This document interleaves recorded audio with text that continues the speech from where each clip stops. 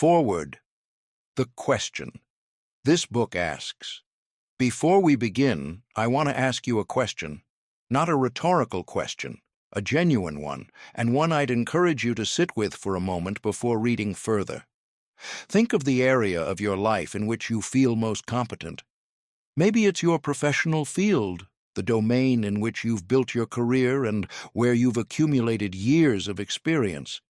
Maybe it's a personal passion, photography, cooking, investing, fitness, parenting.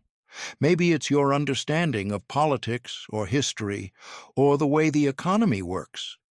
Pick the domain in which you feel most capable, most informed, most reliably correct. Now ask yourself, how do you know? Not how do you know about the subject. How do you know that you know? What is the evidence that your confidence in this area is accurate, that it tracks your actual competence rather than simply reflecting the comfortable feeling of being at home in familiar territory? Who has evaluated your performance honestly, without social incentive to protect your feelings? What feedback have you received that challenged your self-assessment, and how did you respond to it? How often have you been significantly wrong in this domain, and what did you do when you were? If those questions made you even slightly uncomfortable, you are already in the right place, because the discomfort means you've just noticed, even fleetingly, the gap that this book is about. The gap between the felt experience of knowing and the actual substance of knowledge. Between what we believe about our own competence and what that competence actually is, between the confidence we carry into our decisions and the calibration those decisions actually deserve. Most of us go through life without ever seriously questioning this gap. We accumulate experience, form assessments of our own abilities, and generally operate as though those assessments are reasonably accurate. In many domains, they're close enough that the inaccuracy doesn't cost us much. But in the domains that matter most, the decisions with the highest stakes, the beliefs with the most consequences, the areas where being wrong will cost us significantly, the gap between felt competence and actual competence is precisely what we can least afford and precisely what we are most systematically prevented from seeing. This book is written for an American audience because American culture has specific features that make the Dunning-Kruger Effect particularly powerful and particularly costly. We live in a culture that celebrates self-belief, rewards confident performance, and treats expressed uncertainty as weakness. We have built media and social environments that algorithmically amplify the most certain voices, regardless of their accuracy. We have educational systems that have, with the best intentions, often prioritized self-esteem over honest calibration. And we are living through a historical moment when the consequences of collective epistemic miscalibration in public health, in democratic governance, in scientific literacy, in financial decision-making are impossible to ignore. But this is also a book for every individual American who has ever made a decision they were more confident about than they should have been, or held a belief with more certainty than the evidence warranted, or resisted feedback that challenged a comfortable self-image, which is to say, every one of us. David Dunning and Justin Kruger measured the gap between confidence and competence in a laboratory at Cornell University in 1999. But the gap itself has been visible to careful observers for as long as human beings have been watching each other think and act and get things wrong while being absolutely certain they were right. This book is about why that gap persists, what it costs us, personally and collectively, and how to close it. It is, in the deepest sense, a book about how to think clearly about yourself. That is the hardest kind of thinking there is, and the most important. It requires a kind of courage that intellectual life rarely asks for directly, the courage to be wrong, to acknowledge it, to update, and to keep going. Not once, in a dramatic moment of revelation. Continuously, quietly, as a practice of living. The question I asked at the beginning, how do you know that you know, doesn't have a comfortable answer. It isn't supposed to.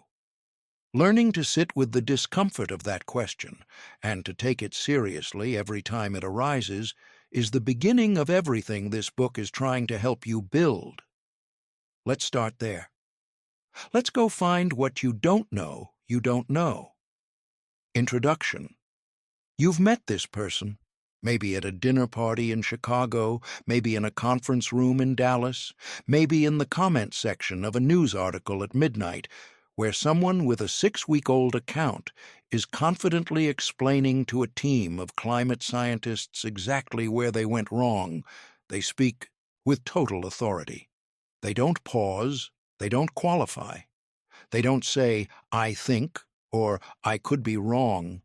They say it with the kind of rock-solid certainty usually reserved for people who have spent decades studying the very thing they're explaining. And here's what makes it so maddening. They're wrong, not slightly wrong. Not in a reasonable people can disagree way, just wrong, clearly, provably, demonstrably wrong. But they have no idea that disconnect between what someone believes they know and what they actually know is one of the most fascinating, most consequential, and most underestimated forces shaping American life today. It determines who gets hired and who gets fired. It shapes who we vote for and who we dismiss. It drives medical decisions, business strategies, political movements, and personal relationships. It is, in many ways, the invisible hand behind a stunning number of things going wrong in the modern world. And the scientific name for it is the Dunning-Kruger Effect. In this book, we're going to go deep, not just into the psychology, though we'll go there thoroughly, but into the real-world mechanics of this phenomenon, how it operates inside boardrooms and operating rooms, how it thrives on social media, how it shapes the way America talks about science, policy, medicine, and truth, and most importantly, how to recognize it in yourself, which is, as you'll discover, far harder than recognizing it in everyone else. The Dunning-Kruger effect has become one of those phrases that shows up in arguments everywhere. People deploy it constantly, usually pointing it at someone else. That's just the Dunning-Kruger effect, they say, nodding sagely, as if recognizing the effect in others proves they're immune to it themselves. It doesn't, not remotely.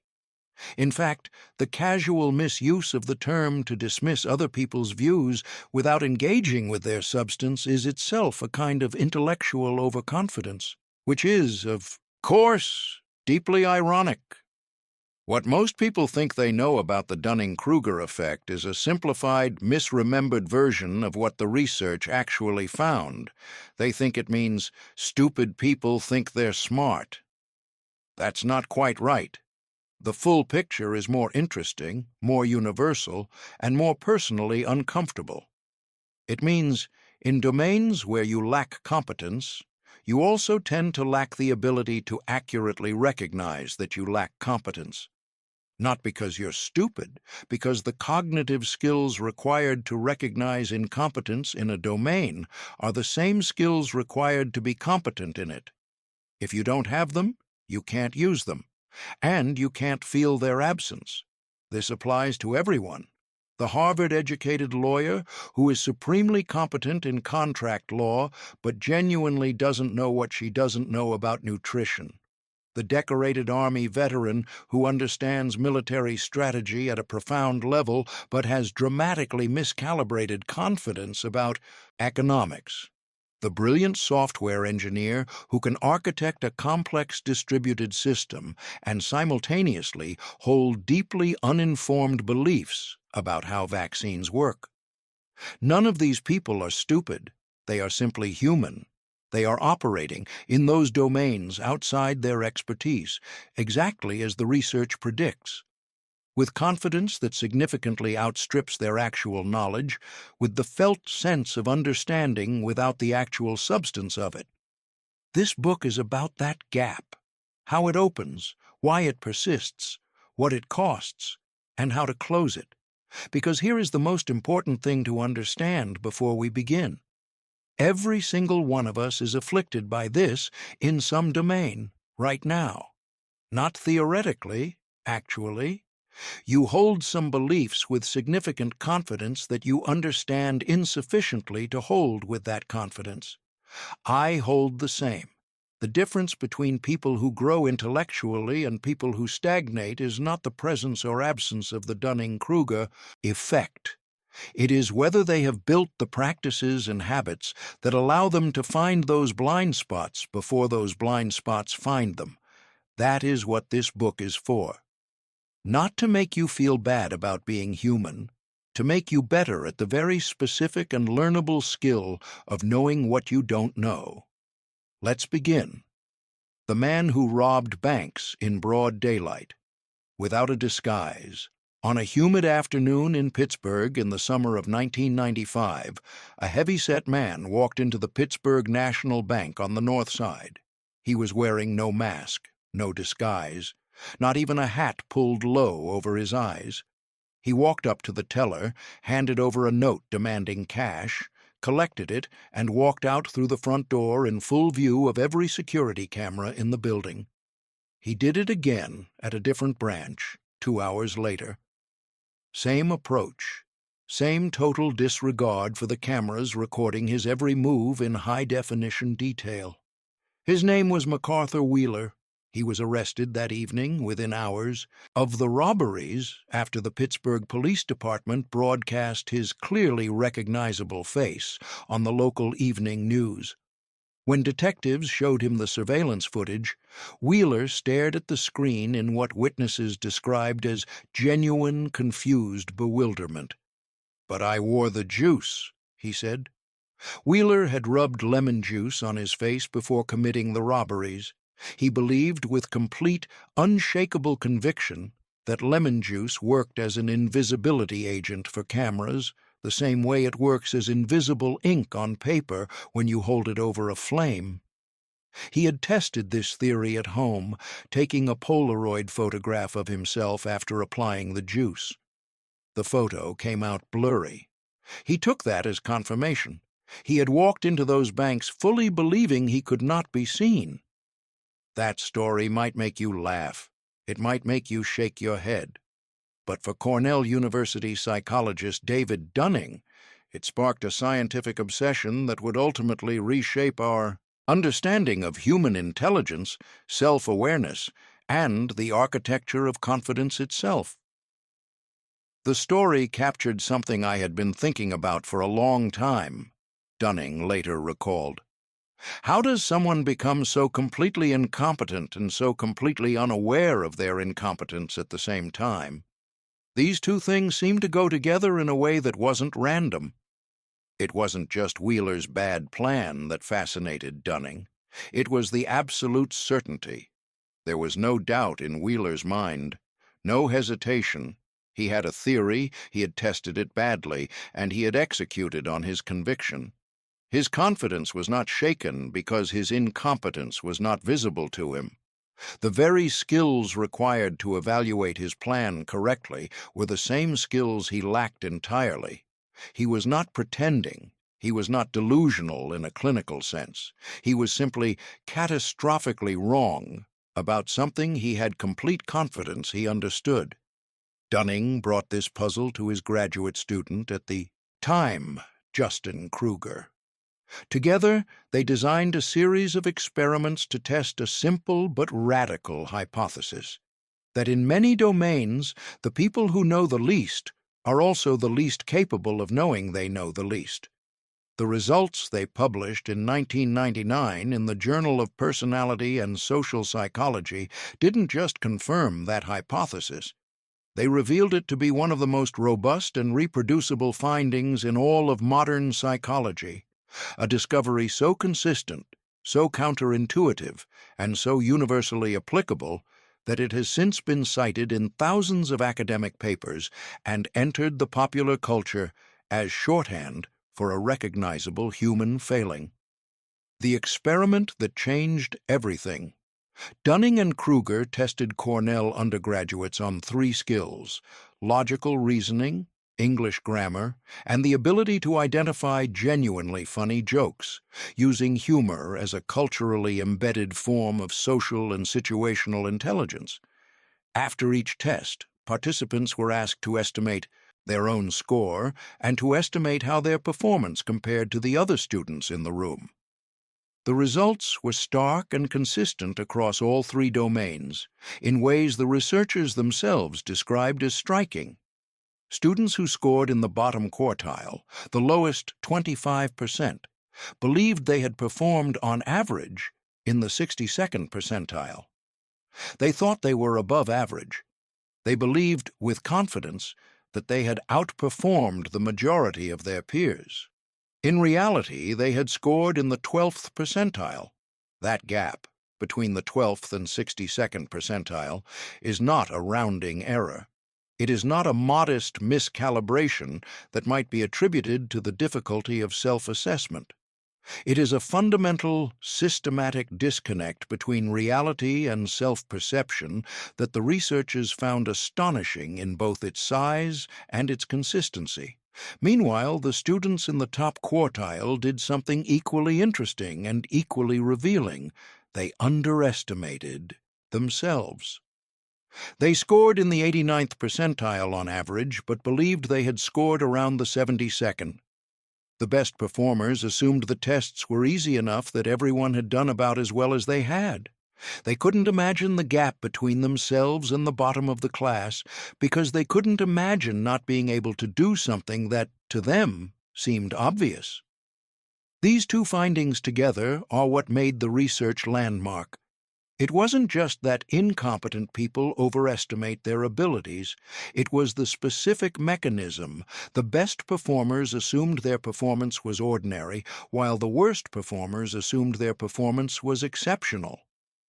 The calibration error ran in opposite directions at opposite ends of the competence spectrum, for reasons that were structurally logical once you understood the mechanism.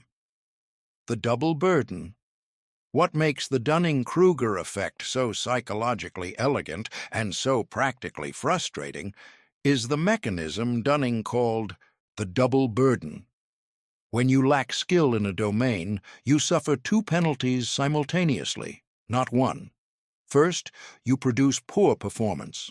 This is obvious and expected. Second, and far more insidiously, you lack the knowledge required to recognize that your performance is poor. The skills needed to produce a correct answer are the same skills needed to evaluate an answer for correctness. If you don't have those skills, you can't do the work correctly, and you can't evaluate the work to discover that you haven't done it correctly. Dunning explained it this way: if you're incompetent, you can't know you're incompetent. The skills you need to produce a right answer are exactly the skills you need to recognize what a right answer is. Consider what this means in practice across the domains of everyday American life. A student who doesn't understand logical reasoning will write a flawed logical argument and believe it's sound, because evaluating logical arguments requires exactly the logical reasoning they lack. A manager who doesn't understand organizational dynamics will implement a dysfunctional team structure and be baffled when it produces conflict, because diagnosing organizational dysfunction requires the organizational understanding they don't have. A home investor who doesn't understand financial risk will construct a portfolio that a professional would recognize as dangerous and sleep soundly, because assessing portfolio risk requires exactly the financial knowledge they haven't developed. In each case, the incompetence doesn't just cause the error, it hides the error from the person making it. They can't see what they can't see. The internal experience of having insufficient knowledge to evaluate a domain correctly feels, from the inside, exactly like having sufficient knowledge. The 2 states are subjectively indistinguishable. The gauge reads the same whether it's measuring knowledge or ignorance. This is the key insight that makes the Dunning-Kruger effect so different from ordinary ignorance and so much harder to address. Ordinary ignorance, the kind where you simply don't know something, is manageable. You can feel that you don't know. You can say, honestly, I'm not sure about this.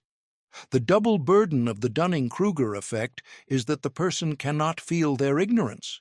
The gauge is broken, and the person carrying it has no way of knowing it's broken. The only way to discover the gauge is broken is to check it against external reality. And the effect, by generating confidence, makes the person less likely to do exactly that. What history knew before. Science proved it. While MacArthur Wheeler's story brought the phenomenon into sharp focus for Dunning and Kruger in 1995, the intellectual roots of this idea stretch back through the entire recorded history of human observation.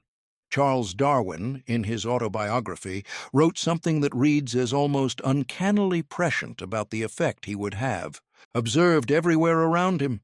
Ignorance more frequently begets confidence than does knowledge. He made this observation watching his scientific adversaries argue against his theory of evolution with complete certainty. Men who had read nothing of the geological and biological evidence Darwin had spent decades accumulating, yet who spoke with a sureness that the evidence itself never warranted. The philosopher and mathematician Bertrand Russell made the observation more pointed and more political in the 1930s. The trouble with the world is that the stupid are cocksure and the intelligent are full of doubt. Russell was watching the certainties of fascism sweep across Europe, carried by people whose confidence was inversely proportional to their understanding of history, economics, and human nature. The observation has echoed through every generation since because it describes something permanent about how knowledge and confidence interact. William Shakespeare, 4 centuries, before any psychology experiment existed, put a version of the same insight into the mouth of the foolish touchstone in As You Like It. The fool doth think he is wise, but the wise man knows himself to be a fool. Confucius, writing 2.5 millennia ago, made the recognition of one's own ignorance the foundation of wisdom itself. Real knowledge is to know the extent of one's ignorance. What's striking about this historical parade of observations is not just their consistency, but their longevity. Every generation has noticed the same pattern. Every era has had its confident fools and its uncertain sages. The phenomenon is not a product of the internet or the 24-hour news cycle or any feature of modern life. It is a structural feature of human cognition that has been observable for as long as humans have been observing each other. What Dunning and Kruger did that no philosopher had done was measure it. They turned ancient intuition into a quantified, replicable finding, one that could be tested, refined, and eventually applied to the specific domains where it was causing the most harm. In doing so, they gave us not just a name for what we'd always suspected, but a map precise enough to navigate by. What the effect is not. Before we go further, it's worth spending a moment on what the Dunning-Kruger effect is not, because it is frequently misunderstood in ways that actually perpetuate the very overconfidence it describes. It is not primarily a finding about intelligence. The people in the bottom quartile of those original experiments were not necessarily less intelligent than those in the top quartile on any global measure. They were less competent in those specific tested domains. The effect describes domain-specific miscalibration, not a general cognitive deficit correlated with low IQ. It is not a claim that only ignorant people are overconfident. Everyone enters new domains as an ignorant beginner. Everyone goes through the early stages of the curve where confidence exceeds competence. The effect is the default starting condition, not a permanent characteristic of certain people.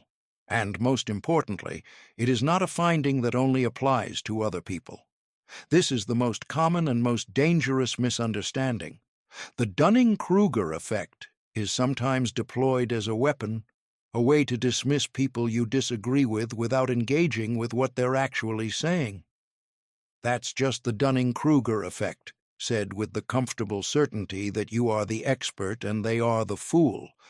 But that dismissal is itself an act of overconfidence, often performed by someone who has spent only slightly more time with the subject than the person they're dismissing.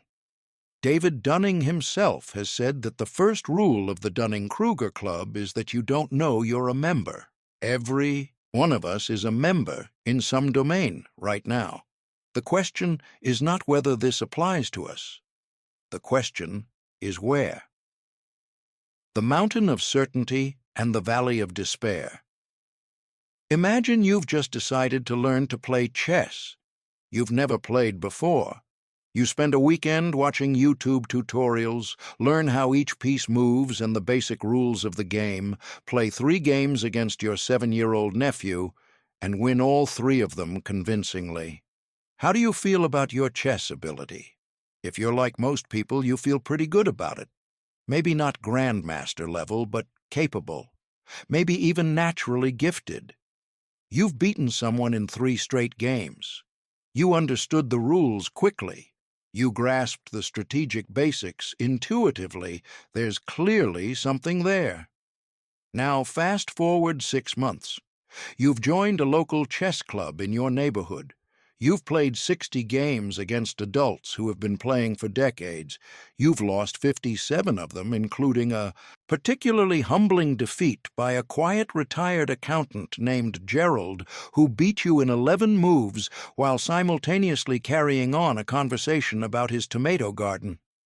You've started reading books on chess strategy. You've begun to understand the difference between tactical and strategic play, the significance of pawn structure, the principles of piece activity and king safety. You now know the names of 17 different opening systems and understand something about why they're played. How do you feel about your chess ability now? Probably much worse than you did after 3 games against your nephew, because now you understand what chess mastery actually looks like, and you know with painful clarity how far from it you currently are. You can see the gap. Before, the gap was invisible. This is not a failure of learning. This is what learning actually looks like. The arc you've just traced is one of the most important and most consistent curves in cognitive psychology, and it maps the development of confidence alongside the development of competence across virtually every domain of human skill. The 4 stages of every learning journey. Researchers and educators have identified a predictable progression in how confidence and competence interact over time. The progression traces 4 distinct stages that appear across every domain of human skill development: chess, surgery, cooking, management, parenting, investment, software engineering, political analysis. The domain doesn't matter. The shape of the curve is the same. The first stage is the peak of inflated confidence, sometimes called, more colorfully, Mount Stupid, a name that's more memorable than fair, but that captures something real about the experience. This is where our chess beginner lives after 3 games against the nephew. You have just enough knowledge to feel capable, but not enough to know what you don't know. The territory ahead looks manageable. You have no idea how deep it actually goes, how many layers it contains, how long the journey to genuine competence actually takes. The critical feature of this stage is not stupidity. It is the rational experience of not having enough information to know what you're missing. When you don't know what mastery looks like, you cannot measure your distance from it. You see the pieces of knowledge you've acquired. You don't see the vast inventory you haven't acquired because you don't yet know it exists. This is not a character flaw. It is an epistemological predicament, a consequence of the structure of knowledge itself, which hides its full depth until you've gone far enough in to see it. But it is dangerous. What gets us into trouble, Mark Twain allegedly said, is not what we don't know. It's what we know for sure that just ain't so. That is the Mount Stupid problem precisely. It is not the absence of knowledge that causes harm. It is the false certainty built on insufficient knowledge, the confident map of a territory you've barely entered, drawn with the conviction of someone who has walked the whole thing. The second stage is the Valley of Despair. This is where our chess player arrives after 57 losses at the club. They now know enough to know how much they don't know. Their confidence hasn't just dropped, it has collapsed. The enthusiasm of the early days has been replaced by humiliation, frustration, and a dawning recognition of the vast chasm between where they are and where genuine competence lies. The valley is where most people quit, not because they're failing to learn. In many cases, they're learning faster here than at any point before, but because the emotional experience of being competent enough to see your own incompetence is genuinely painful. The early days were more comfortable. The early days, you could believe you were getting somewhere. Now you can see exactly how far you have to go. And so people quit. They stop taking the skill seriously. They decide it's not for them, or that they've learned what they need to know, or that further investment isn't worth the discomfort. If you quit chess at the Valley, you stop losing to Gerald. If you stop taking your writing seriously, you stop facing the evidence of how much room you have to grow. If you never put your business idea to the test, you never have to confront whether it was as good as it felt during the planning phase. The Valley of Despair is where dreams go to die, not because the people in it have failed at learning, but because they have succeeded at it enough to see the truth. And the truth, at this stage, is harder to live with than the original comfortable ignorance.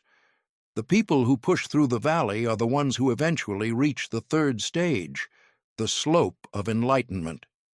Here, knowledge continues to accumulate, and genuine competence builds alongside it. The progress is slower and harder than the beginning. The easy wins are gone, and every increment of real improvement now requires sustained, deliberate effort. But the feedback is clearer, the learning is deeper, and confidence begins to rebuild. This time, though, it's built on actual skill rather than innocent ignorance, and it carries different information than the confidence of the beginning. The fourth and final stage is the plateau of sustainability, where genuine mastery lives. Competence is high, performance is consistent, and confidence is, here is the counterintuitive part, slightly lower than it was at the beginning. Not low, but lower than Mount Stupid. Why? Because the master knows the game, including where their own gaps are. Gerald, the retired accountant, knows he is hundreds of hours of study away from being competitive in regional tournaments. He can name the specific endgame techniques he hasn't fully internalized, the opening lines he hasn't deeply analyzed, the strategic concepts he understands in theory but hasn't yet integrated into his play. He has a precise map of his own ignorance, and that map is humbling. The beginner's map was almost blank, and blank maps feel like open road. The expert's uncertainty, this counterintuitive relationship between expertise and confidence, is one of the most important findings in the psychology of knowledge. The more someone knows about a subject, the more aware they tend to be of how much they don't know. Nobel Prize-winning physicist Richard Feynman built his entire intellectual identity around what he called the joy of not knowing. He was famous for saying, "I don't know," as frequently as any public intellectual of his era, and for the position that intellectual integrity required genuine comfort with uncertainty rather than the performance of certainty. "I would rather have questions that can't be answered," Feynman said, "than answers that can't be questioned." This was not false modesty. Feynman made foundational contributions to quantum electrodynamics, participated in the Manhattan Project, won the Nobel Prize, and wrote physics textbooks still in use today. He understood the field with extraordinary depth, But because he understood it so deeply, he knew precisely where it reached its limits. The questions that remained genuinely open, the phenomena not yet fully explained, the gaps between current theory and observed reality.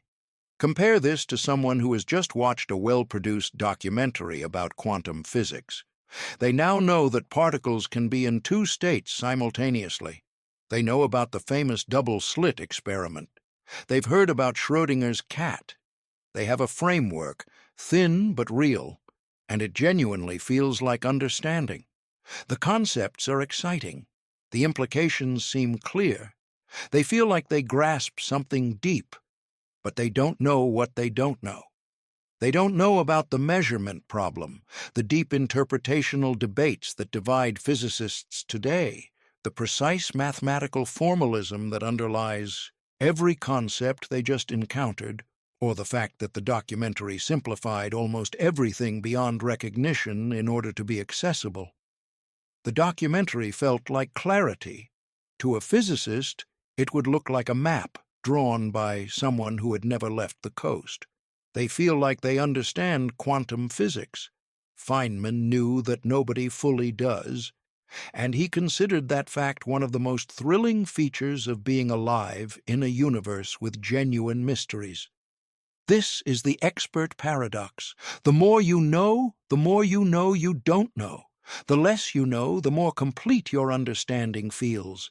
The curve from novice to expert runs, emotionally, from confident to humble, with a terrifying middle passage through the valley of knowing just enough to see how much you're missing. Calibration, the hidden skill no one teaches. Underneath all of this is a skill that rarely gets named directly because it isn't taught as a skill in most educational systems. Psychologists call it calibration, the ability to accurately assess your own performance and knowledge relative to objective reality. A well-calibrated person knows when they're right and when they're uncertain. Their internal confidence gauge tracks their actual accuracy. When they're in new territory, they register that they're in new territory. When they're on solid ground, they know it. Their expressions of confidence carry genuine information about how confident they should be. A poorly calibrated person has a broken internal gauge. It reads high, regardless of input. They feel confident in the new territory the same way they feel confident in the familiar territory. Their expressions of certainty don't carry information. They're a default output that runs regardless of the underlying knowledge state. This is the Dunning-Kruger Effect in its essence, not an unusual form of stupidity, but a specific, predictable malfunction of the self-assessment system. Most people are poorly calibrated in domains where they have little experience. But here is where it gets particularly challenging. Casual experience, encountering a domain without systematic feedback, can actually increase miscalibration by providing just enough material to feel confident without the corrective information to be accurate. A little knowledge is not just insufficient. In the wrong conditions, it is actively worse than no knowledge because it generates confidence without generating accuracy. Certain professions have understood this and built calibration training into their practice. Pilots debrief every significant flight. Intelligence analysts have their predictions tracked against outcomes over years. Emergency physicians review their diagnostic accuracy across hundreds of cases. The goal isn't just domain knowledge, it is accurate self-knowledge, a calibrated understanding of how well they actually know what they think they know. Most of us never get that training. We make predictions about the economy, our health, our relationships, our businesses, and the feedback arrives slowly, ambiguously, or not at all. We remember the times we were right and explain away the times we were wrong. The calibration loop never closes. The gauge stays permanently, systematically miscalibrated. Understanding this is not dispiriting. It is clarifying. Calibration is a learnable skill. The path through the valley of despair is not a path of suffering you must simply endure. It is a path of calibration you can deliberately build. And in the final chapter, that is exactly what we'll do. The Dunning-Kruger Effect in the Wild. In 2006, a performance review was scheduled at a mid-size pharmaceutical company in New Jersey. The regional sales director, we will call him Thomas, had delivered a year of genuinely disappointing results. His team had missed targets in 4 consecutive quarters. Turnover on his team was the highest in the company. 3 of his best performers had transferred to other divisions specifically to escape working under his management, with 2 of them citing his leadership style explicitly in their exit interviews. Thomas's self-review, submitted 2 weeks before the meeting, described a year of exceptional leadership. He cited his team's resilience in a challenging market environment. He praised his own clear strategic communication and consistent motivational presence. He expressed confidence that his performance had been above the company average and included at the bottom a formal request for a raise. He was not being dishonest. He genuinely believed what he wrote. The disconnect between his perception of his own management and the reality experienced by everyone around him was not a calculated misrepresentation. It was the Dunning-Kruger effect operating at full force in one of the domains where it causes the most sustained and expensive damage: professional self-assessment. This scenario is not unusual. It is not even uncommon. Research on workplace performance consistently finds that self-ratings correlate only weakly with supervisor ratings, peer ratings, and objective performance metrics. A landmark study found that 95% of managers rated their own performance in the top half of their organization. Since this is mathematically impossible, roughly half of all people must, by definition, fall at or below the median. The data tells us that workplace self-assessment is systematically biased upward on a scale that is difficult to fully appreciate until you see the numbers laid out plainly. The corporate confidence problem. The professional costs of this systematic overconfidence are significant and well documented, running in several directions simultaneously. When people dramatically overestimate their skills, they resist feedback with a persistence that puzzles the people trying to provide it. Thomas, faced with the evidence of his team's underperformance, attributed it to external factors: market conditions, difficult team members, an unfair quota system that disadvantaged his region, a management above him that didn't provide adequate support. Anything but his own management. This pattern of attribution, confident, complete, and systematically pointing away from the self, is one of the most consistent behavioral signatures of the Dunning-Kruger effect. The very incompetence that is causing the problem is also preventing the person from processing the information that would allow them to address it. Psychologist Carol Dweck has found that this feedback resistance is most pronounced in people who have built their identity around being capable in a specific domain. When someone has defined themselves as a natural leader, or a good communicator, or a smart investor, evidence of failure in that domain isn't just information. It is an identity threat. Identity threats trigger defensive processing in ways that pure informational challenges don't. The disconfirming information doesn't get evaluated on its merits. It gets deflected, discredited, and attributed to bias, jealousy, or the failure of others to recognize what the person is actually accomplishing. This dynamic has organizational consequences that compound over time. Companies that reward visible confidence over demonstrated competence create environments where the Dunning-Kruger effect thrives, where the people most willing to project certainty rise fastest, regardless of whether that certainty reflects anything real. Over time, these organizations become populated at senior levels with people who are very good at expressing confidence and variable in their actual competence. The promotion criteria have drifted gradually and almost invisibly from performance to performance theater. Amazon's approach to major presentations, requiring written narratives instead of PowerPoint decks, is, among other things, a structural defense against this drift. PowerPoint allows confident delivery to substitute for rigorous thinking. A 6-page written document does not. The clarity of the writing, the soundness of the logic, the completeness of the analysis, the acknowledgement of uncertainty, all of these become visible in a way that a confident voice and a bold slide deck can conceal. It is, effectively, a calibration mechanism built into organizational process. When overconfidence gets someone killed, the stakes in the professional world can be high. In medicine, they can be fatal. A study published in the Archives of Surgery examined the relationship between surgical residents' confidence in their technical skills and their actual performance as assessed by attending surgeons. The findings were alarming in ways that extended well beyond the academic. The residents who expressed the highest confidence in their technical abilities were not more accurate than their less confident peers. They were not more skilled, more careful, or more successful.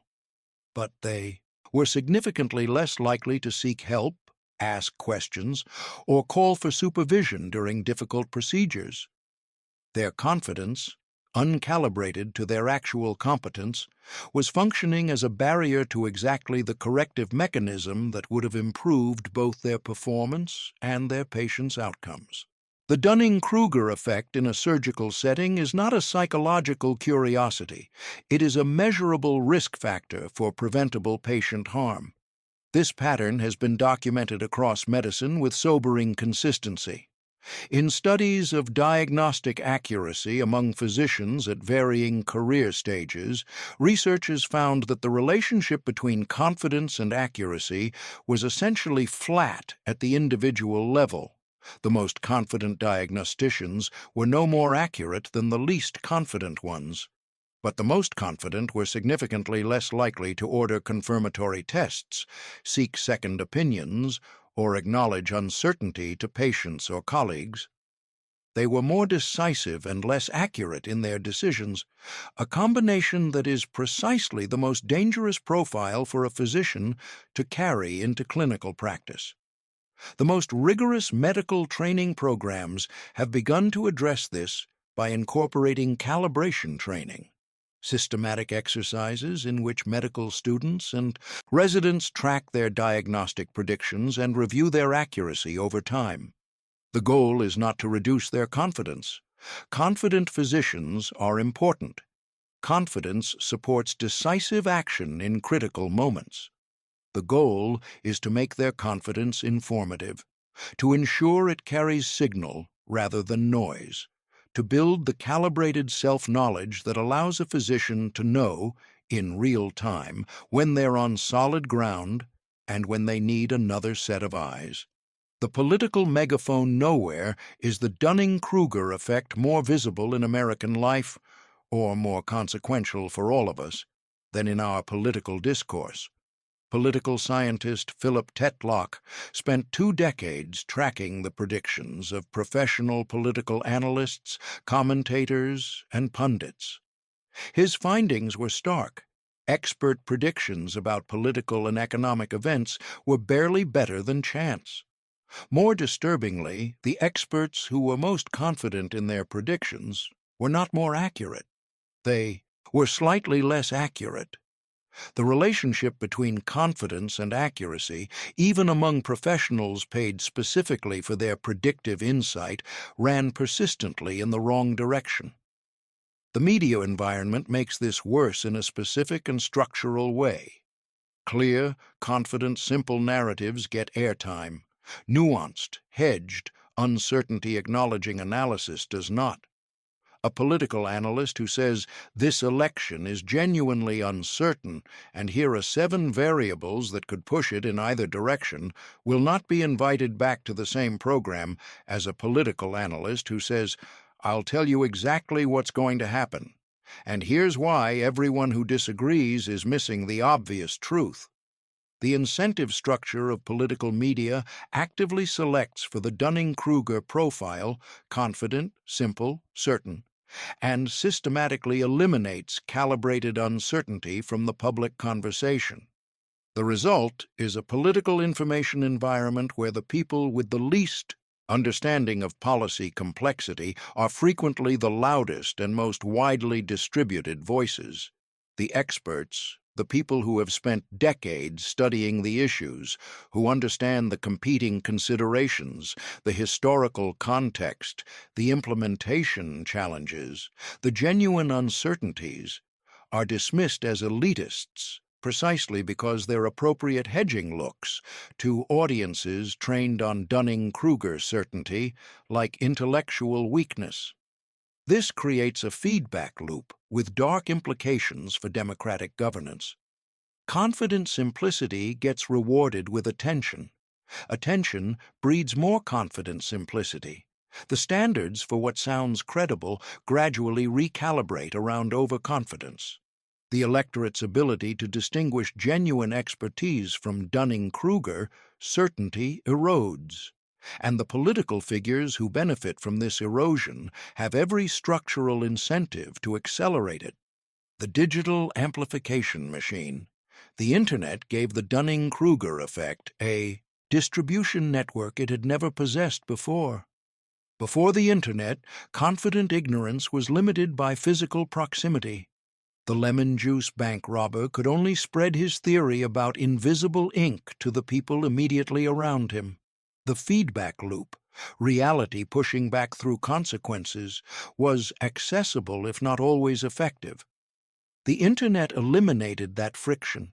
It created the infrastructure for confident ignorance to find its audience regardless of quality, to be amplified rather than corrected, and to survive indefinitely in communities of mutual reinforcement.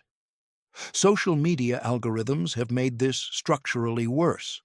Content that generates engagement, outrage, certainty, simple narratives, bold conclusions, gets promoted. Content that accurately represents complexity, uncertainty, competing considerations, appropriate humility, gets buried. The Dunning-Kruger effect is not just tolerated on these platforms, it is algorithmically rewarded because it reliably produces the engagement metrics that determine what gets distributed and what disappears. Author Tom Nichols identified this moment in his book, The Death of Expertise, as a cultural shift in which the distinction between informed and uninformed opinion has been deliberately flattened. Doing your own research has been elevated to a civic virtue regardless of the quality of the research. The possession of credentials and domain expertise is treated in significant corners of the Internet as evidence of bias rather than knowledge.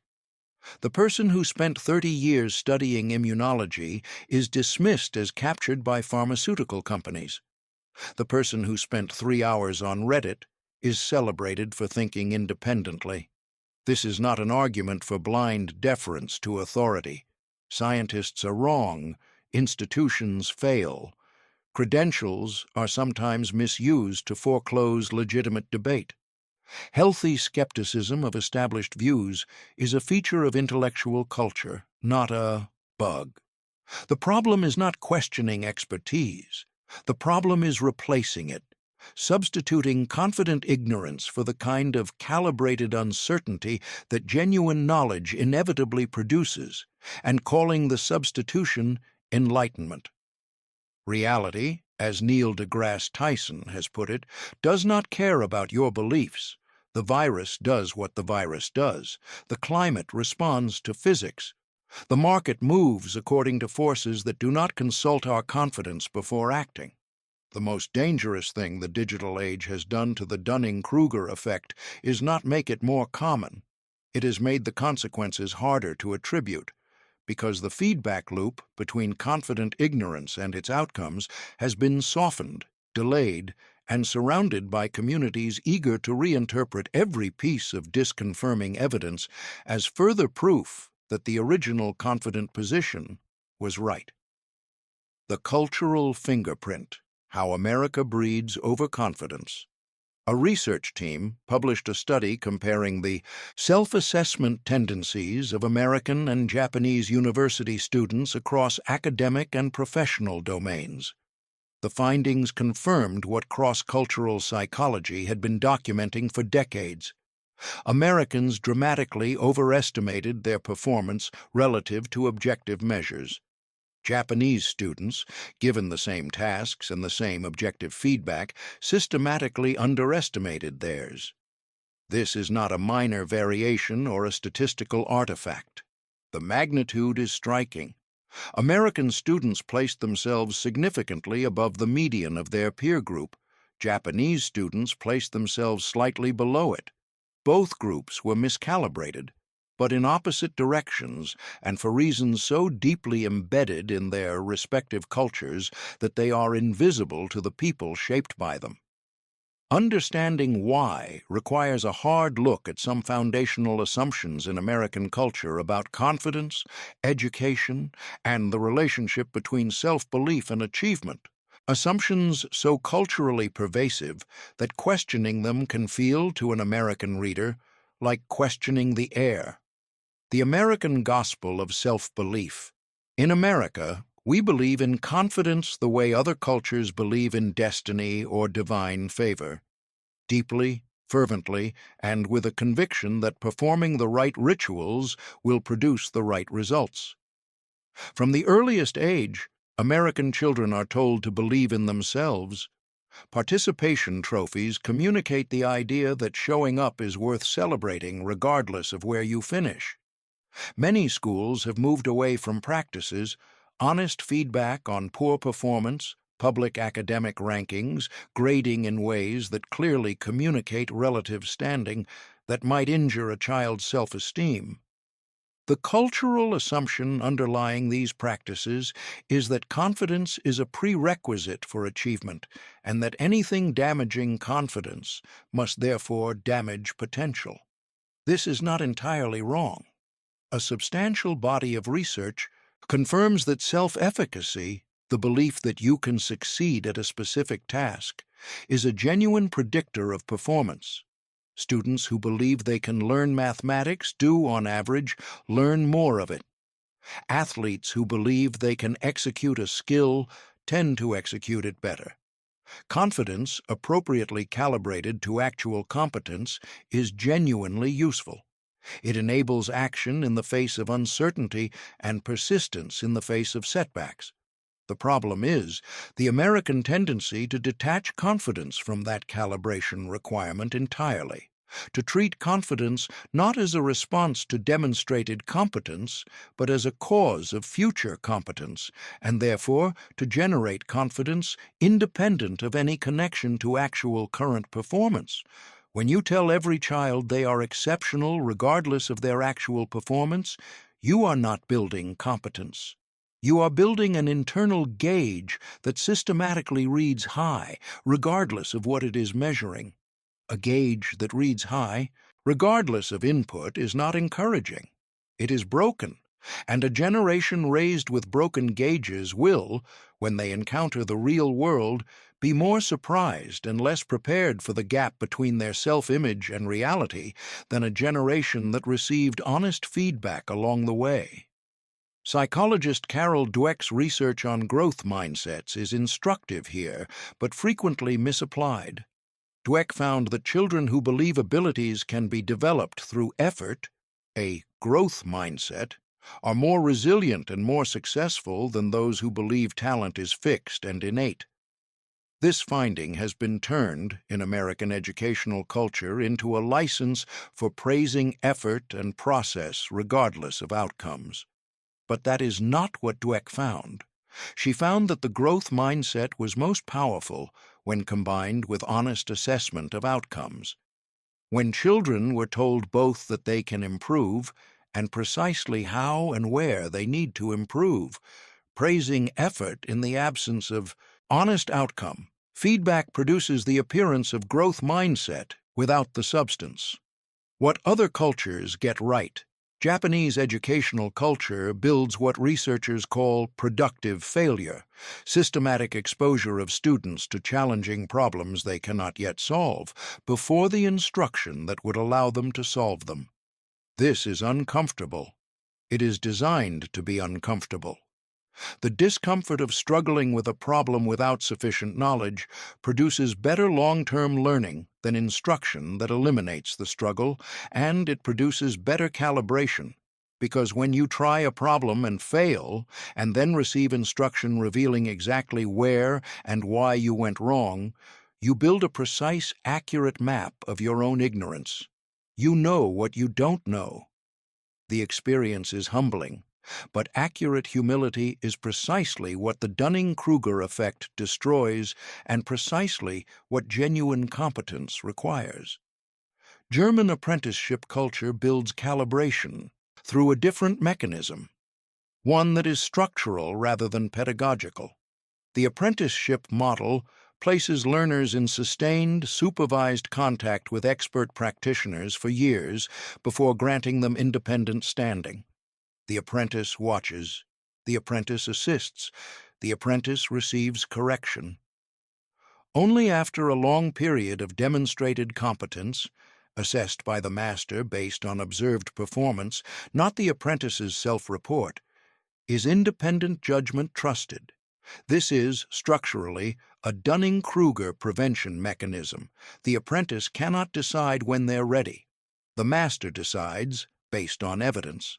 The gap between self-assessment and external assessment is systematically closed before independent authority is granted.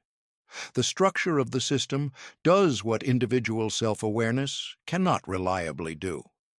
American professional culture prizes individual agency, self-determination, and early independence in ways that work against this. Fake it till you make it is an American mantra. It captures something real about the role of projected confidence in certain professional contexts, but it also describes, with perfect accuracy, the first stage of the Dunning-Kruger curve, the Mount Stupid phase, where performance precedes competence. The danger is not the making it part. The danger is when faking becomes a permanent substitute for making, when the performance of competence replaces the development of it, and no one in the system is checking whether the making ever actually happened. The individualism engine cross-cultural psychologist Geert Hofstede found that the United States ranks #1 in individualism among all nations studied. This structural feature of American culture has profound implications for the Dunning-Kruger effect. In highly individualistic cultures, self-assessment is a private, internal process. Your sense of your own competence comes primarily from your own evaluation of your own performance.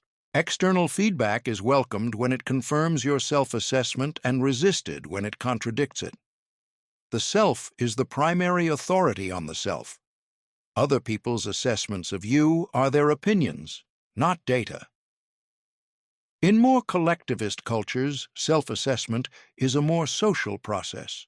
Your sense of competence is partly constructed through your standing within your community, your team, your family, your professional peers. External feedback is more continuous, more integrated into the texture of daily life, and harder to selectively ignore. The group functions in part as a calibration mechanism, continuously and unavoidably providing information about the gap between your self-perception and others' perceptions of your performance. This is not without its own distortions. The Japanese data showing systematic underestimation is evidence that socially calibrated self-assessment can err in the other direction. But the mechanisms that reinforce and amplify overconfidence are structurally weaker in societies where self-concept is more socially embedded. The individualistic American environment, where self-belief is a virtue and external challenge of one's self-assessment is often experienced as disrespect, creates the ideal conditions for the Dunning-Kruger effect to develop, persist, and compound. The humility of genuine mastery. There is a profound irony woven through all of this. The people who have worked hardest and longest to develop genuine mastery in any field are, without exception, the most aware of how much they don't know. Warren Buffett operates almost entirely within what he calls his circle of competence, a precisely bounded territory of domains he understands deeply enough to make reliable judgments in, and declines with equal discipline to operate outside it. When the dot-com bubble was expanding in the late 1990s, Buffett declined to invest in technology companies because he couldn't evaluate their business models with the depth of understanding he required. He was widely ridiculed as out of touch. When the bubble burst and erased trillions of dollars from investors who were certain they understood the new economy, Buffett was not lucky. He was accurate. Accurate about his own knowledge, accurate about its limits, and disciplined enough to treat that accuracy as a constraint rather than an obstacle. This is what genuine expertise provides at its deepest level. Not just knowledge of a domain, but accurate knowledge of the limits of that knowledge. The ability to draw the circle and stay inside it. The ability to say, "I don't know," about the territory outside, and mean it not as false modesty, but as a precise, honest description of an actual epistemic state. Confucius identified this as the foundation of wisdom.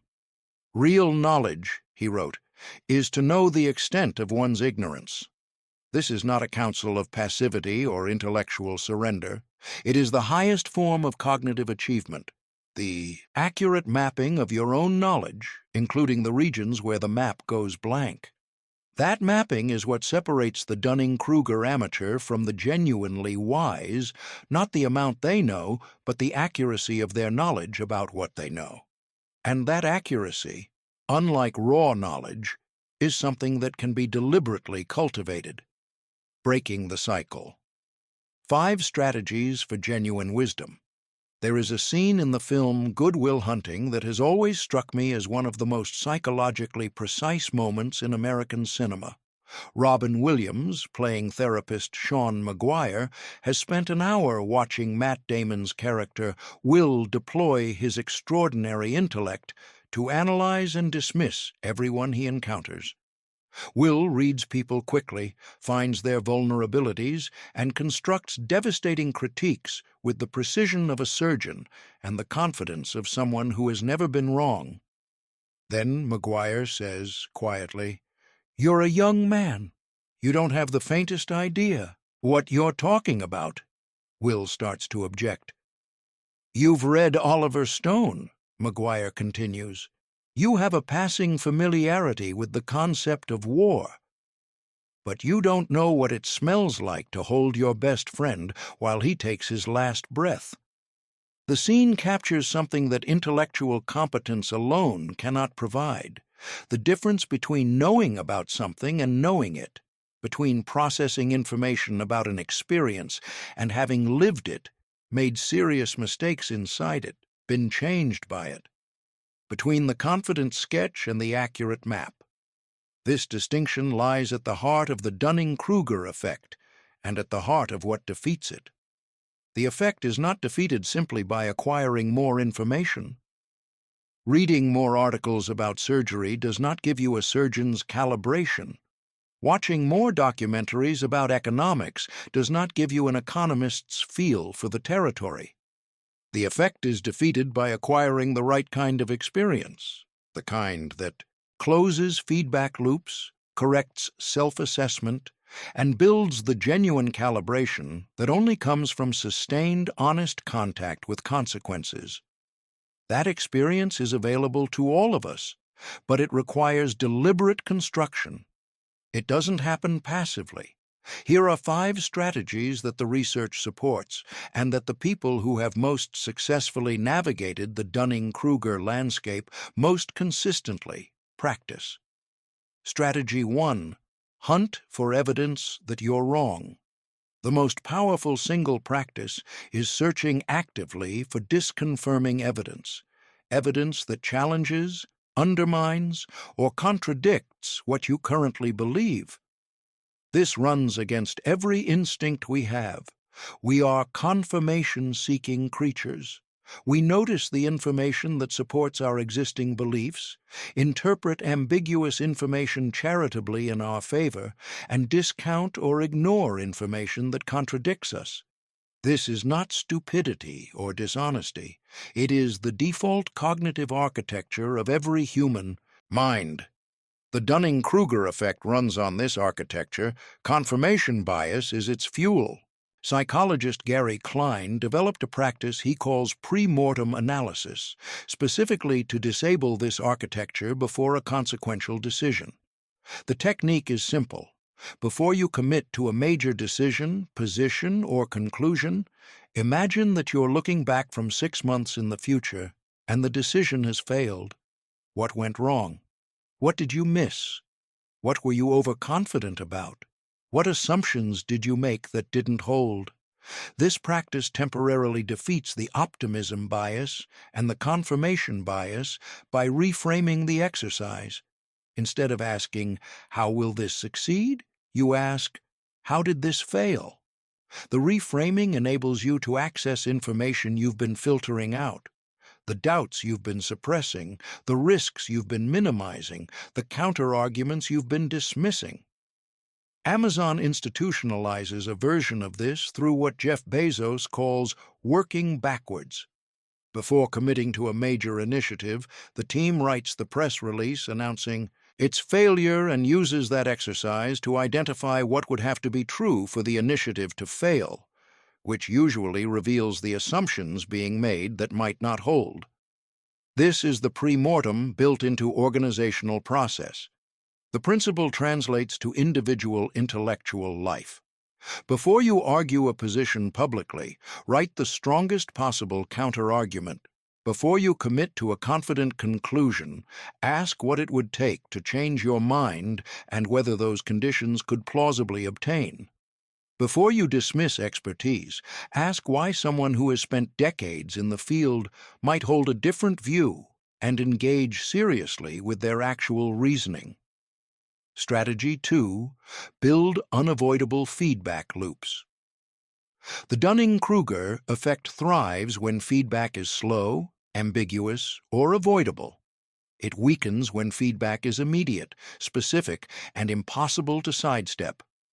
Most of us live in environments where we can avoid the feedback we don't want.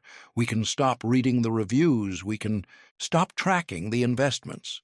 We can attribute the failures to external causes and remember the successes as evidence of competence.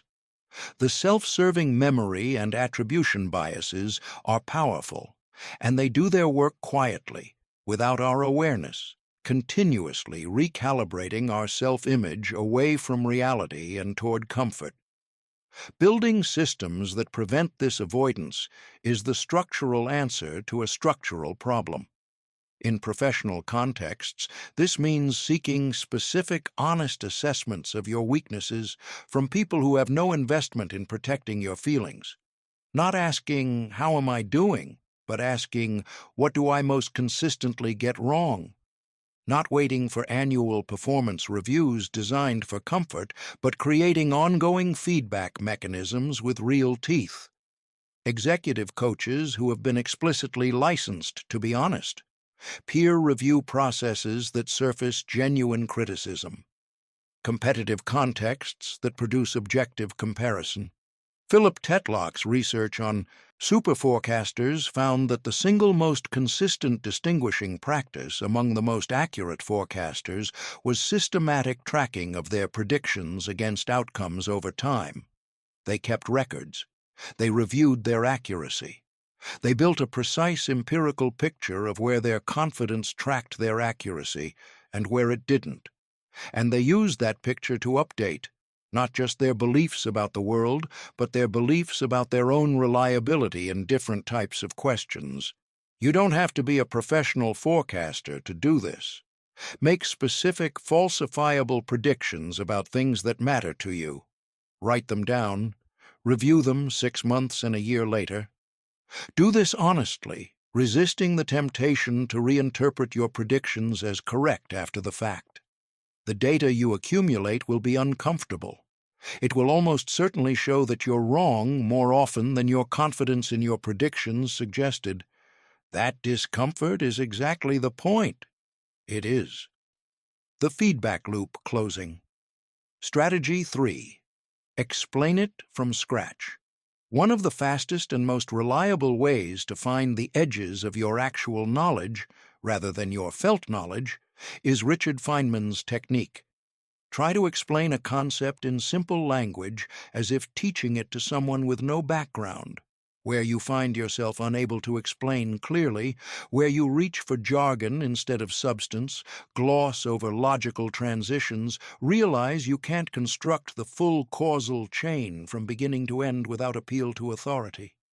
You have found the edge of your actual understanding, not your felt understanding, your actual understanding. The sketch has revealed itself as a sketch. The cure is not shame. The cure is returning to the material and learning the part that collapsed, then trying the explanation again. This iterative cycle, explain, find the gap, fill it, explain again, is one of the most efficient learning methods ever documented, but for our purposes, its real virtue is calibration. It is a reliable, repeatable method for discovering precisely where your confident knowledge ends and your comfortable sketch begins. Applied to political and social beliefs. When you feel confident and certain about a complex policy domain, immigration, healthcare economics, climate policy, criminal justice, try to explain the mechanism from first principles, not by citing what someone you trust has said, not by summarizing the conclusion you've reached, by constructing the actual argument. What are the premises? What is the evidence for those premises? What is the causal chain connecting policy to outcome? What are the strongest counterarguments, and what genuine uncertainties remain? If you can do all of that, your confidence may be warranted. If the explanation collapses before you're finished, you are operating from a sketch. And a sketch, no matter how confidently held, is not a position. It is an opinion waiting for information. Strategy 4. Practice. Saying I don't know, in American culture, I don't know, is frequently experienced as a confession of inadequacy. In boardrooms, classrooms, political debates, and family dinner tables, the pressure to have an answer, to project certainty, to never appear uncertain is enormous and largely unconscious. The culture rewards confidence and penalizes uncertainty in ways so consistent and pervasive that most Americans have internalized the reward structure and lost access to the genuine experience of calibrated uncertainty. This is backwards in the most consequential way possible. The ability to accurately identify what you don't know is not a weakness. It is one of the most sophisticated cognitive achievements a human being can demonstrate, and one of the rarest. It requires genuine familiarity with a subject, enough to know where the questions you can't answer lie. It requires self-awareness sufficient to distinguish between your knowledge and your opinions about your knowledge, and it requires the intellectual honesty to resist the enormous cultural pressure to paper over genuine uncertainty with confident-sounding guesses.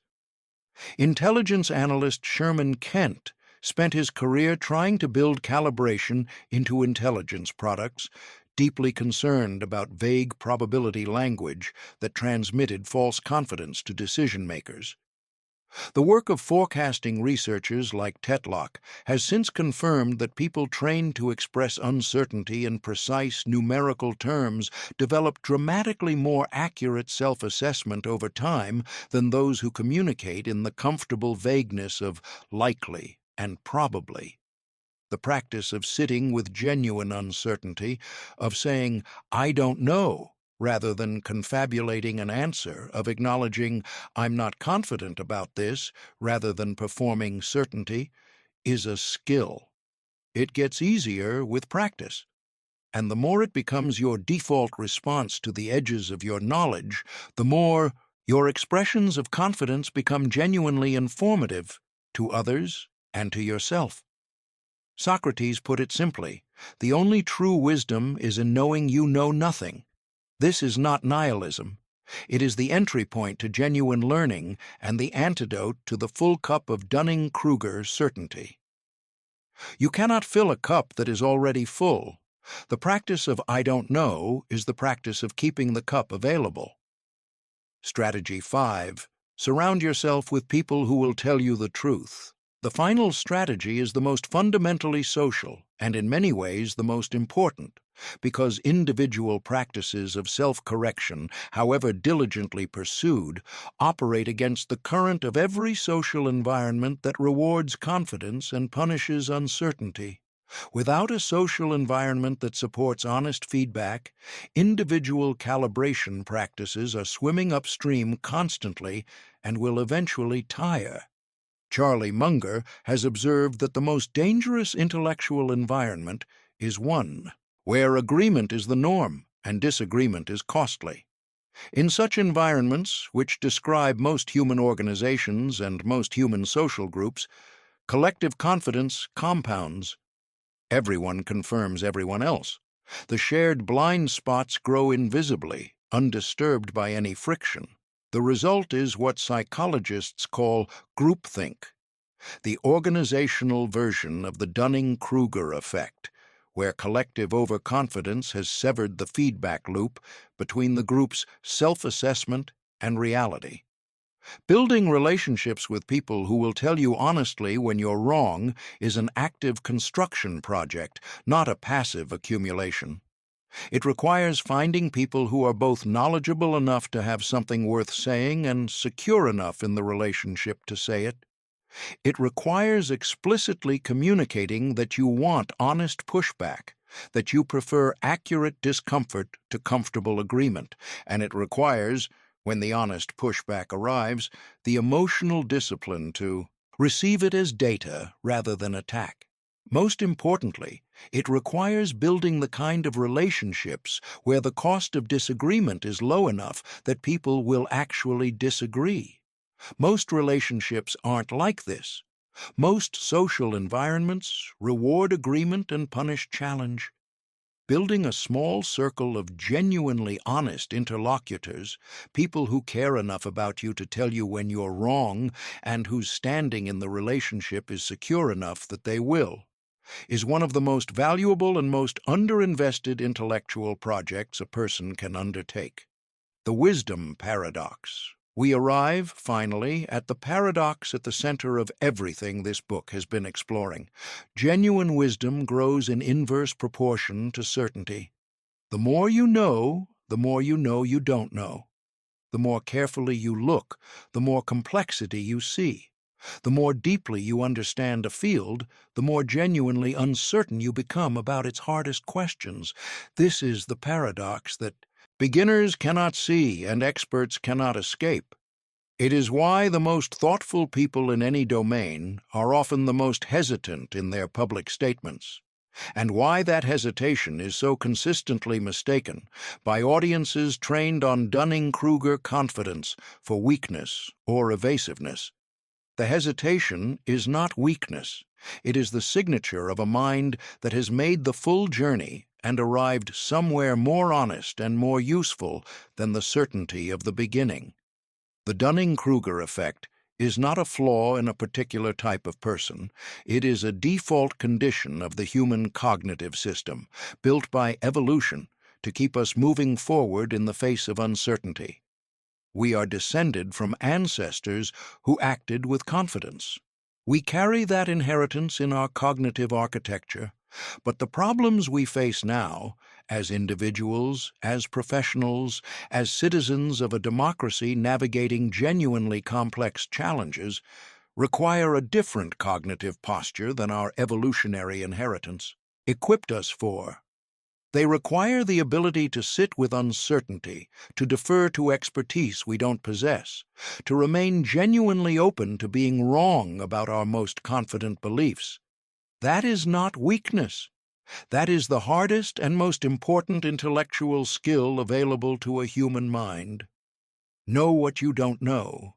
Be surprised by how much that is. Stay curious, stay humble, and keep walking through the valley. That is where the real work begins. The societal stakes, what happens when a nation stops. Knowing what it doesn't know, in the spring of 2020, a respiratory virus swept across the United States with a speed and ferocity that overwhelmed the public health infrastructure and exposed something that had been building for years beneath the surface of American intellectual life. A profound, broadly distributed inability to distinguish confident ignorance from genuine expertise. Within weeks of the first major outbreaks, a parallel epidemic took hold, an epidemic of certainty. On social media, in town halls, on cable news, in legislatures, in offices and kitchens and backyard conversations across the country. People who had never studied epidemiology, virology, or public health were speaking with absolute conviction about the nature of the pathogen, the efficacy of interventions, the reliability of data, and the competence of the scientists advising public policy. Some of what they said was right. A great deal of it was wrong. Almost none of it was calibrated to the actual state of the knowledge, which was genuinely uncertain in the early months in ways that the best scientists in the world freely acknowledged. But here was the problem that the Dunning-Kruger effect predicts precisely. The people with the most accurate picture of the situation, the epidemiologists, the virologists, the public health practitioners who had studied pandemic scenarios for decades, were the ones expressing the most appropriate uncertainty. "We don't yet know," they said. "The data is preliminary. We need to update our understanding as we learn more." And to an American public trained to equate certainty with competence, that appropriate uncertainty sounded like weakness, evasion, or incompetence. While the confident voices, the ones speaking in absolutes, making clear predictions, offering simple explanations, sounded reassuring and credible regardless of whether their certainty was warranted. This is the Dunning-Kruger effect operating at societal scale, and its consequences extend far beyond any single pandemic. The institutional dimension. Dunning and Kruger documented the phenomenon at the individual level, but the effect doesn't stop at the individual. It scales, it aggregates. It shapes institutions, organizations, political systems, and entire epistemic cultures in ways that carry profound consequences for how societies make collective decisions. In democratic systems, the Dunning-Kruger effect shapes voting behavior in ways that are uncomfortable to acknowledge. Political scientists have documented repeatedly that voters with the least knowledge of a policy area tend to hold the most extreme and confident positions on it. They are most likely to believe that complex problems have simple solutions. They are most susceptible to candidates and parties who offer simple narratives and bold certainties, and they are most likely to distrust or dismiss the expert consensus that complicates those narratives. This is not elitism. It is not an argument that uninformed voters shouldn't vote or that expertise should govern democracy. It is an observation about how the Dunning-Kruger effect, operating across millions of individual minds simultaneously, produces collective patterns that can undermine the epistemic foundations democratic governance depends on. Democracy depends, at a foundational level, on the ability of citizens to make reasonable judgments about complex matters with limited information. This is hard. It has always been hard, but it becomes significantly harder when the cultural infrastructure that supports epistemic humility, honest education, trustworthy media, functioning expert institutions, social norms around calibrated uncertainty, has been systematically eroded by the same forces that amplify the Dunning-Kruger effect. When a culture rewards confidence and punishes uncertainty, when the incentive structures of media and politics actively select for overconfident simplicity, when the social media environment algorithmically promotes the most certain voices regardless of their accuracy, the collective intelligence of a democracy degrades, not dramatically or suddenly, gradually, invisibly, the way a bridge rusts before it fails. The science communication crisis. The relationship between scientific expertise and public understanding has always been fraught, but it has reached a new and concerning point in recent American history. The COVID-19 pandemic was perhaps the most visible manifestation of this, but it was neither the first nor the most fundamental. Decades of research on climate change, vaccine safety, evolutionary biology, and nutrition science have all followed a recognizable pattern. Scientific consensus develops through the careful, uncertain, hedged processes of genuine scientific inquiry. The uncertainty inherent in that process is amplified and weaponized by motivated actors with economic or political interests in the status quo. The amplified uncertainty becomes indistinguishable, to many members of the public, from genuine scientific controversy.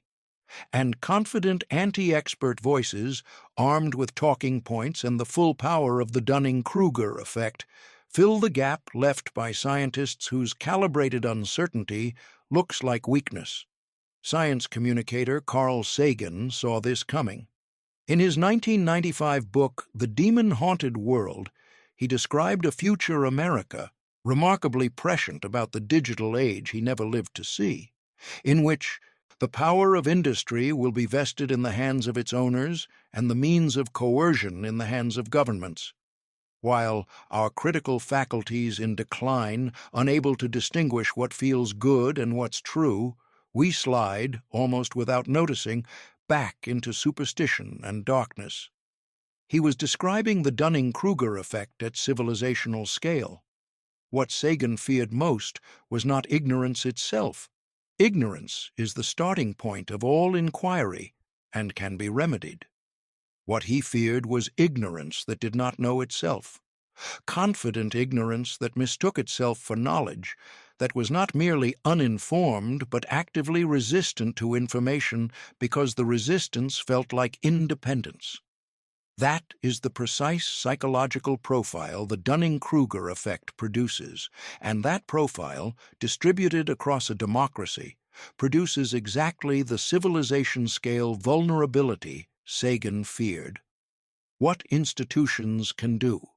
The individual strategies in the previous chapter address the problem at the personal level, but the Dunning-Kruger effect at societal scale requires institutional responses as well, changes to the systems and structures that either amplify or dampen the effect across populations. Educational systems can prioritize calibration as explicitly as they prioritize knowledge acquisition. This means teaching children not just what we know, but how we know it, the methods, limitations, and appropriate confidence levels of different kinds of knowledge. It means making uncertainty a normal, expected, valued part of intellectual life, rather than something to be minimized or concealed. It means building what psychologists call productive struggle into the curriculum, the deliberate experience of grappling with problems before you have the tools to solve them, which is simultaneously the most effective learning strategy and the most powerful calibration exercise. Media organizations, The ones that take their civic function seriously can make calibrated uncertainty a professional standard rather than a competitive disadvantage. This means covering genuine scientific consensus differently from genuine scientific controversy. It means refusing to platform confident ignorance as a counterweight to expert consensus simply in the name of balance. It means treating "I don't know" as a sign of credibility rather than weakness, and rewarding the analysts and commentators who model calibrated uncertainty over those who model confident certainty. Platform companies can, and increasingly must, think seriously about how their algorithmic amplification of confident certainty shapes the epistemic environment at scale. This is a genuinely difficult problem because the algorithmic optimization for engagement and the optimization for calibrated uncertainty are currently in direct conflict. But it is a problem that affects not just individual users, but the collective intelligence of democratic societies. It cannot be dismissed as merely a user experience question, and leaders, political, organizational, intellectual, can model epistemic humility in ways that make it culturally valuable rather than politically costly. The leader who says, "We don't know yet," and explains their reasoning for proceeding despite uncertainty is demonstrating a more sophisticated and honest engagement with the world than the leader who projects omniscient certainty.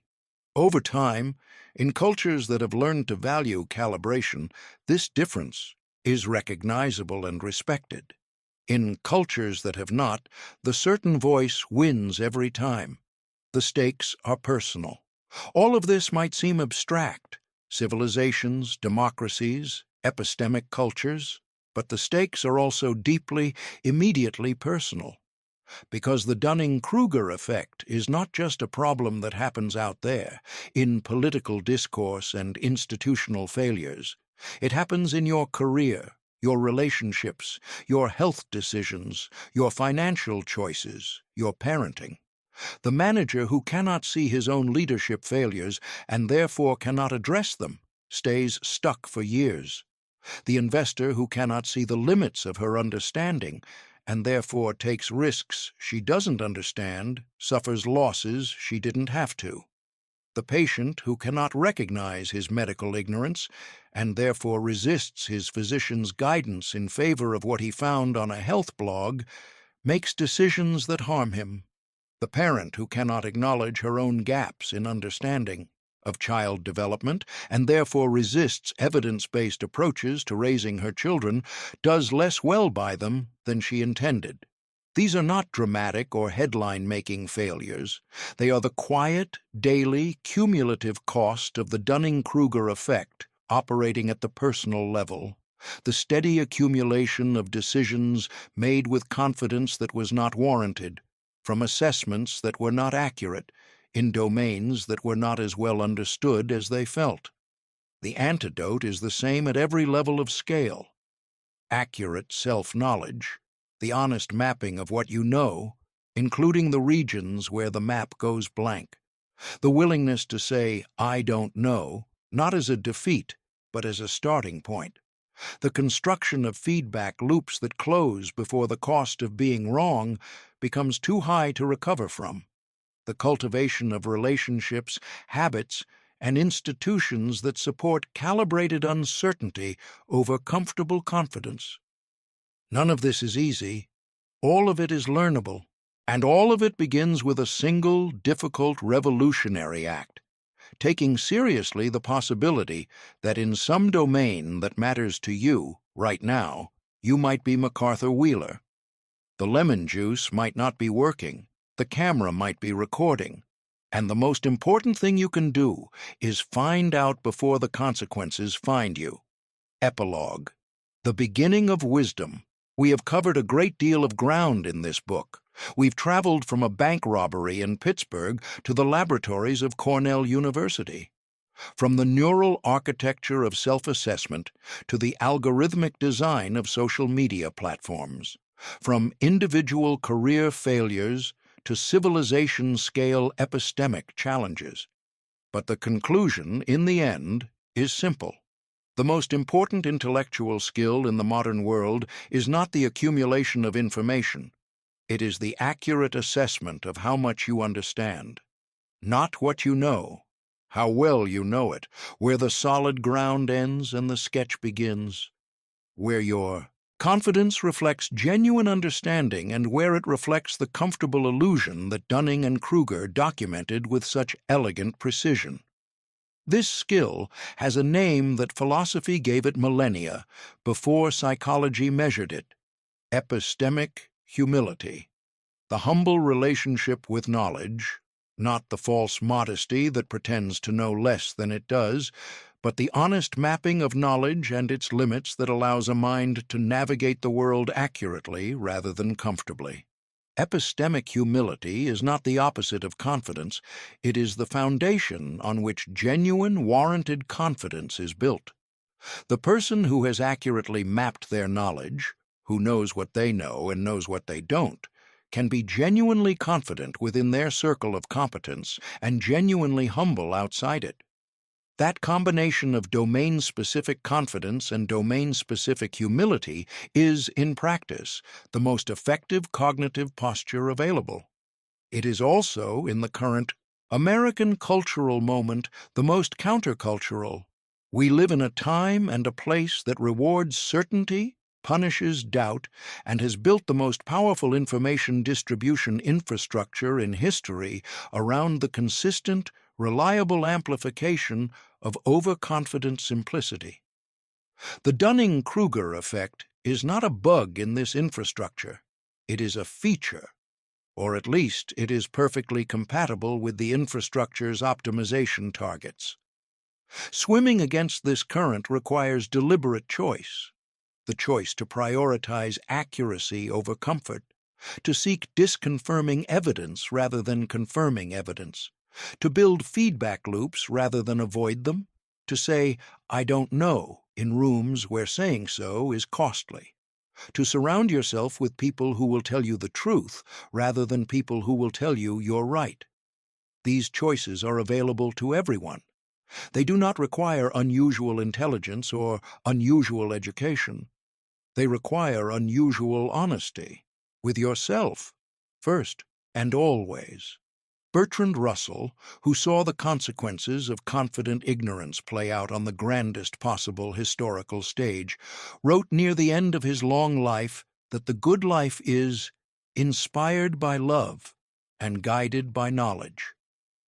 Not knowledge possessed with certainty, knowledge held with appropriate humility, recognized as provisional, contextual, always subject to revision in the face of new evidence. That provisional, humble, honest relationship with knowledge is what this book has been pointing toward, not as an abstract philosophical ideal, but as a practical, learnable, consequential skill. The journey from Mount Stupid to the Plateau of Wisdom runs through the Valley of Despair. There is no way around it.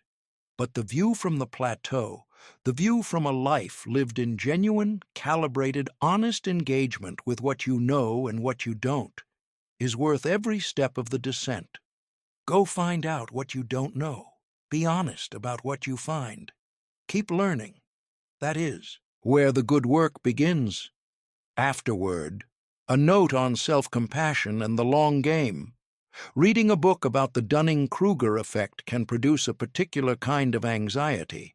You finish the last chapter and immediately begin inventorying your beliefs for overconfidence. You wonder which of your confident positions are actually Dunning-Kruger positions.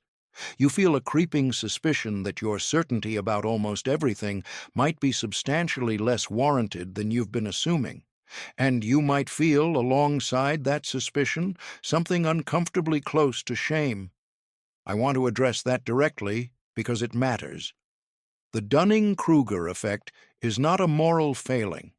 It is not a sign of stupidity, carelessness, or bad faith. It is a structural feature of how human minds acquire knowledge, a predictable consequence of the fact that we cannot see what we don't know, that the experience of knowing and the experience of not knowing feel identical from the inside. and that we all begin every new domain in the exact same place, as confident novices on Mount Stupid, with no map of the territory ahead and no awareness of our need for one. Every expert you admire began there. Every person whose knowledge you respect walked through the valley of despair to get where they are. The Dunning-Kruger effect is not a description of the foolish few. It is a description of the human starting point. And what distinguishes people who develop genuine wisdom is not that they avoided the starting point, but that they kept moving. So, the first thing to say in this afterword is, be kind to yourself about the blind spots you discover. Not indulgent, not in a way that lets you off the hook for the work of addressing them, but genuinely, honestly kind. The blind spots are not evidence of your inadequacy. They are evidence of your humanity. And discovering them, the discomfort, the mild shame, the slight lurch of recognizing that you have been more confident than the evidence warranted, is not failure. It is the beginning of the only kind of growth that is real. The second thing to say is that this is a long game. The cultivation of genuine epistemic humility, the accurate mapping of knowledge and its limits, the building of calibrated confidence, the development of real wisdom, is not a project you complete. It is a practice you maintain. There will be no day when you wake up fully calibrated, perfectly humble, immune to the Dunning-Kruger effect in every domain. There will be no version of yourself who never again mistakes the sketch for the map. What changes with practice is not immunity. It is responsiveness. You start to notice the felt sense of false certainty a little sooner. The slightly too smooth feeling of confident understanding in a domain you haven't actually earned confidence in. You start to hear yourself making absolute claims and pause slightly before completing them. You start to feel the difference between confidence that is grounded in genuine accumulated experience and confidence that is floating free of it. You get a little better at catching yourself before the consequences do. That improvement is not glamorous. It doesn't produce moments of revelation. It accumulates quietly over years in small decisions and small corrections and small moments of saying, I don't know, when the alternative would have been more comfortable. But it compounds, and over a lifetime that compounding produces something genuinely different. A mind that is not more certain than the evidence warrants, and knows it, and finds that accuracy, even in its uncertainty, more valuable than the comfortable confidence of the beginning. There is a reason that wisdom traditions across every culture and every era have placed epistemic humility at their center. Not intellectual humility as performance, not false modesty as social strategy, but the genuine, hard-earned recognition that the world is larger and more complex than our models of it, that our minds are more limited and more biased than we experience them as being, and that the most important intellectual move we can ever make is the honest acknowledgement of exactly that. In ancient Greece, the oracle at Delphi declared Socrates the wisest man in Athens. Socrates spent years trying to disprove this, seeking out men reputed to be wise and engaging them in conversation to discover what they knew. And he found, consistently, that the men reputed to be wise knew nothing of substance, but believed they did. He came to understand that the oracle had called him wisest, not because he knew the most, but because he alone knew that he knew nothing. That story is 2,500 years old. The cognitive research confirming it is 25 years old. The gap between them is the entire recorded history of human beings, noticing this pattern in themselves and each other and being unable, generation after generation, to fully escape it. Perhaps it is not fully escapable. Perhaps the Dunning-Kruger effect is, at some level, an inescapable feature of being a finite mind in an infinite and complex world. but the degree to which it operates, the extent to which it shapes our decisions and distorts our understanding, is absolutely within our influence. The practices in this book are real. The research supporting them is real. The people who have developed genuine epistemic humility, who have built the feedback loops, cultivated the relationships, practiced the calibration, do make better decisions, build better relationships, avoid more of the costly errors that confident ignorance produces. Not perfectly. Enough to matter. The invitation of this book is not to shame you into humility. It is to make the case, from research, from history, from the mechanics of how minds actually work, that knowing what you don't know is not weakness. It is the beginning of strength. That acknowledging uncertainty is not defeat. It is the first step toward genuine knowledge, that the uncomfortable, effortful, never-finished project of accurate self-assessment is not a burden. It is a gift you give yourself and everyone whose life your decisions touch. You have already taken the first step by reading this far. You have engaged with ideas that are designed specifically to produce the productive discomfort of seeing yourself a little more clearly. That discomfort is not the enemy. It is the guide. Follow it. Not until you've arrived at certainty, until you've arrived at honesty. Those are different destinations, and only one of them is real.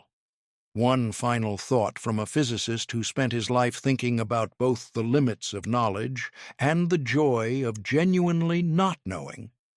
The first principle, Richard Feynman said, is that you must not fool yourself. And you are the easiest person to fool. You are. We all are. That's the beginning. Not fooling yourself with perfect consistency forever. That's impossible. But trying, genuinely, persistently, honestly trying. Building the habits and relationships and practices that make the trying more effective over time. That is what wisdom looks like from the inside. Not the confident glow of certainty, but the slightly uncomfortable, perpetually unfinished, deeply honest work of trying to see yourself and the world a little more clearly than you did yesterday. It is enough. It is more than enough. It is, perhaps, the whole thing.